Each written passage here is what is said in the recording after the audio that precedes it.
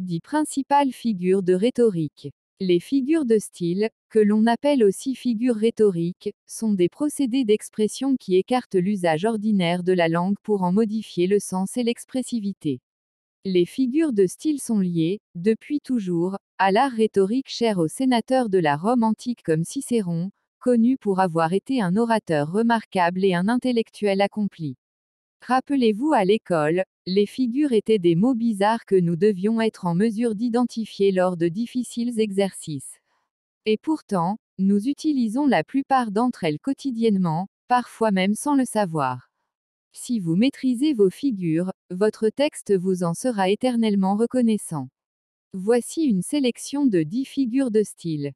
1. La comparaison. La comparaison comporte 3 éléments apparents: le comparé, l'outil de comparaison, le comparant éventuellement inversé.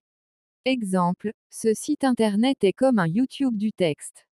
2. La métaphore. Probablement un des procédés poétiques les plus utilisés, la métaphore est une image sans outil de comparaison. Exemple, ce site internet, le YouTube du texte. 3. La personnification. Évocation d'une chose ou d'une idée sous les traits d'un être humain, d'un dieu ou d'un animal. Exemple, les branches des arbres hurlaient sous l'effet du vent. 4. L'allégorie. Représentation concrète d'un élément abstrait. Exemple, la faucheuse est une allégorie de la mort, Marianne une allégorie de la République française, etc. 5. Litote. Atténuation qui suggère le plus en disant le moins, souvent à l'aide d'une tournure négative. La litote est utilisée comme procédé ironique ou cynique, idéal pour l'humour noir. Exemple, il est loin d'être bête, signifie, il est intelligent. C'est pas faux, signifie, c'est exact, etc. 6. Euphémisme. Atténuation pour éviter de heurter ou pour masquer une idée déplaisante. L'euphémisme peut se confondre avec une litote ou une périphrase et peut s'utiliser dans beaucoup de champs lexicaux un peu tabous. La mort, la justice, la guerre, le sexe, le handicap, le crime, etc.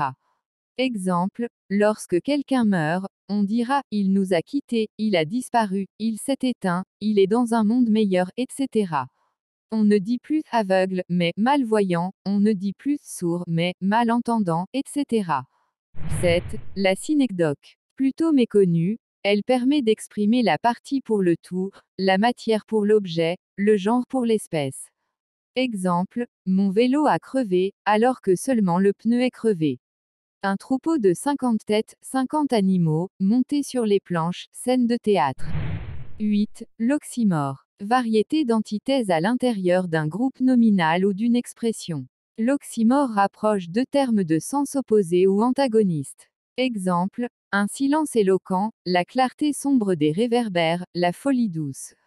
9. Hyperbole. Amplification traduisant l'émotion ou apportant un souffle épique.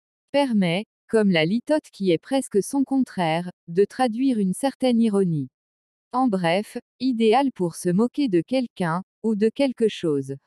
Exemple, vous êtes le phénix des hôtes de ces bois. C'est mignon chez vous, y a pas une faute de goût, vous êtes un peu les charpentiers de l'impossible. 10. Périphrase. Remplacement du mot par sa définition, a une fonction poétique, métaphorique ou atténuation. Elle consiste à dire par plusieurs mots ce que l'on pourrait exprimer en un seul. On rencontre souvent les périphrases dans des environnements connus, qui définissent des monuments, des pays, des villes. Exemple, la ville rose pour Toulouse, le roi des animaux pour le lion, etc. Voilà, à vous maintenant d'appliquer des préceptes et de faire jaillir les images de vos textes. N'hésitez pas à partager cette vidéo pour aider d'autres personnes qui veulent maîtriser le français. Abonnez-vous à la chaîne et activez la cloche de notification pour ne pas rater les prochaines leçons. Pour ceux qui adorent lire, je vous mets dans la description un lien pour pouvoir télécharger sur notre blog un livre titré « Dictionnaire des figures de style ». Faites-en bon usage.